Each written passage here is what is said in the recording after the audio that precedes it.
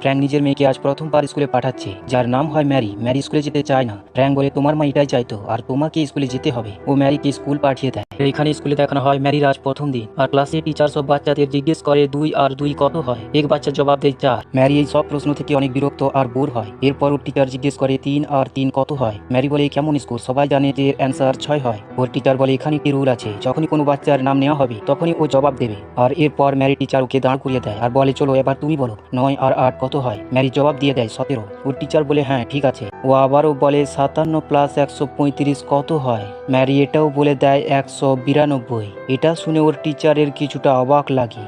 এই জন্য ও ওকে এবার টাফ কোশ্চেন জিজ্ঞেস করে। ও বলে বলো 57 গুণিতক 135 কত হয়। ম্যারি কিছুক্ষণ ভাবে আর জবাব দেয় 7695। আর এই জবাব শুনে ওর টিচার ক্যালকুলেট বের করে যখন ক্যালকুলেট করে তো ম্যারির অ্যান্সার পুরোপুরি ঠিক হয়।